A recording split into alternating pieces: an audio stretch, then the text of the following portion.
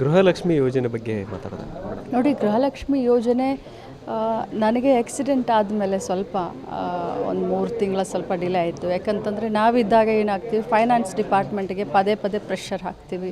Finance ಡಿಪಾರ್ಟ್ಮೆಂಟಿಗೆ ನಮ್ಮ ಗೃಹಲಕ್ಷ್ಮಿ ಹಣ ಕೊಡಲಿಲ್ಲ ಅಂತಂದರೆ ಮಹಿಳೆಯರಿಗೆ ತೊಂದರೆ ಆಗುತ್ತೆ ಅಂತ ನಾವು ಪದೇ ಅವ್ರಿಗೆ ಜ್ಞಾಪಿಸ್ತಾ ಇರ್ತೀವಿ, ಹೋಗ್ತಾ ಇರ್ತೀವಿ, ಭೇಟಿ ಕೊಡ್ತಾ ಇರ್ತೀವಿ, ಮುಖ್ಯಮಂತ್ರಿಗಳ ಗಮನಕ್ಕೆ ತೆಗೆದುಕೊಂಡು ಬರ್ತಾ ಇರ್ತೀವಿ.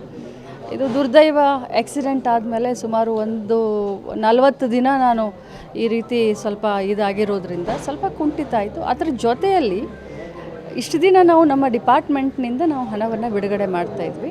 ಈಗಲೂ ಕೂಡ ತಾಲೂಕ್ ಪಂಚಾಯತಿ, ಬರೀ 4 ತಾಲೂಕ್ ಪಂಚಾಯತ್, ಬ್ಯಾಂಗ್ಳೂರು ಹತ್ತಿರ ಇರುವಂಥ 4 ತಾಲೂಕ್ ಪಂಚಾಯತಿಗೆ ದುಡ್ಡನ್ನು ಹಾಕಿ ಅಲ್ಲಿಂದ ನಮ್ಮ CDPOಗಳ ಮುಖಾಂತರ ಸೇಮ್ ಚಾನಲ್ ನಾವು ದುಡ್ಡನ್ನು ಬಿಡುಗಡೆ ಮಾಡಲಿಕ್ಕೆ ಸ್ವಲ್ಪ ಹೆಚ್ಚು ಕಡಿಮೆ ಆಯಿತು.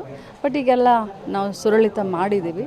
ಇನ್ನೇನು 1 ವಾರ 10 ದಿನದಲ್ಲಿ ದುಡ್ಡು ಬರುತ್ತೆ. 3 ತಿಂಗಳಿಗೆ ಬರುತ್ತೆ ಮೋಸ್ಟ್ಲಿ ಈಗ 2 ತಿಂಗಳದ್ದು ಫೈನಾನ್ಸ್ದವ್ರು ಹಾಕಿದ್ದಾರೆ ಅಂತ ನಮ್ಮ ಎಲ್ಲ ಸೆಕ್ರೆಟರಿ ಅವ್ರು ಹೇಳಿದರು.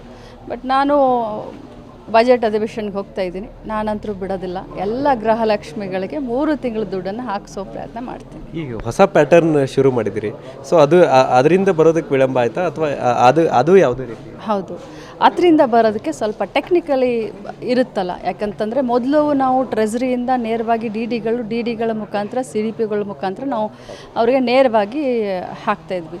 ಈಗಲೂ ಕೂಡ ಸ್ಮಾಲ್ ಚೇಂಜಸ್ ಏನು ಅಂತಂದರೆ, ಈಗಲೂ ಕೂಡ ಬೆಂಗಳೂರು ಹತ್ತಿರ ಇರುವಂಥ 4 ತಾಲೂಕ್ ಪಂಚಾಯತ್ಗೆ ಹೋಗಿ ಅಲ್ಲಿಂದ ನೇರವಾಗಿ ನಮ್ಮ CDPOಗಳು ಅವರಿಂದ ಮತ್ತೆ ಫಲಾನುಭವಿಗಳಿಗೆ ಹೋಗುತ್ತೆ. ಈಗಲೂ ಕೂಡ ಗೊಂದಲ ಇಲ್ಲ. ಈಗಲೂ ಕೂಡ ಡೈರೆಕ್ಟ್ ಆಗಿ ಅವರ ಅಕೌಂಟ್ಗೆ ಹಾಕ್ತೀವಿ. ಈ ಒಂದು ಟ್ರಾನ್ಸಾಕ್ಷನ್ ಸ್ವಲ್ಪ ಚೇಂಜಸ್ ಆಗಿರೋದ್ರಿಂದ ಸ್ವಲ್ಪ ಡಿಲೇ ಆಗಿದೆ. ಮತ್ತು ಜೊತೆಯಲ್ಲಿ ನನ್ನ ಆಕ್ಸಿಡೆಂಟ್ ಆಗಿರೋದ್ರಿಂದ ಸ್ವಲ್ಪ ಆಲಸ್ಯ ಆಯಿತು ಅಂತ ಹೇಳ್ಬೋದು ಅಷ್ಟೇ. ಇಲ್ಲ, ನಿಮ್ಮ ಅಪಘಾತ ಆದಾಗಂತೂ ಯಾರೂ ಕೇಳೇ ಇಲ್ಲ. ಅವ್ರು ಬೇಗ ಹುಷಾರಾಗಿ ಬರಲಿ ಅನ್ನೋ ಪ್ರಾರ್ಥನೆಯೂ ಮಾಡ್ತಾಯಿದ್ರು ಗೃಹಲಕ್ಷ್ಮಿಯವರು. ಸೊ ಇವಾಗ ಕೆಲವೊಂದಿಷ್ಟು ಕಡೆ ಮಾತ್ರ ಮೇಡಮ್ ಅವ್ರು ಹುಷಾರಾಗಿದ್ದಾರೆ. ಎಲ್ಲ ಗೃಹಲಕ್ಷ್ಮಿಗಳಿಗೆ ಇಷ್ಟೇ ಹೇಳಲಿಕ್ಕೆ ಬಯಸ್ತೇನೆ, ನಿಮ್ಮ ಕಾಳಜಿ ನಮಗಿದೆ. ನೀವು ಗೃಹಲಕ್ಷ್ಮಿ ಹಣ ಬರುತ್ತೆ ಅಂತ ತಿಂಗಳಿಗೆ ಏನೇನೋ ನೀವು ವಿಚಾರ ಮಾಡ್ಕೊಂಡಿದ್ರೆ ಅದು ನಿಮ್ಮ ತಪ್ಪಲ್ಲ. ಸರ್ಕಾರ ವಾಗ್ದಾನ ಮಾಡಿದೆ. ಸಿದ್ದರಾಮಯ್ಯನವರು ಆಗಿರ್ಬೋದು, DK ಶಿವಕುಮಾರ್ ಅವರಾಗಿರ್ಬೋದು, ತಮಗೆ ಕೊಟ್ಟ ಭಾಷೆಯನ್ನು ನೆರವೇರಿಸಲಿಕ್ಕೆ ಸಾರಥಿ ಥರ ನಾನು ಕೂಡ ನಿಂತ್ಕೊಂಡಿದ್ದೀನಿ. ಯಾವುದೇ ಕಾರಣಕ್ಕೂ ಚಿಂತೆ ಬೇಡ. ನಿಮಗೇನೋ 3 ತಿಂಗಳ ಹಣ ಬಂದಿಲ್ಲ, ಆ 3 ತಿಂಗಳ ಹಣವನ್ನು ಆದಷ್ಟು ಶೀಘ್ರದಲ್ಲಿ ತಮಗೆ ಹಾಕ್ಕೊಡ್ತೀನಿ.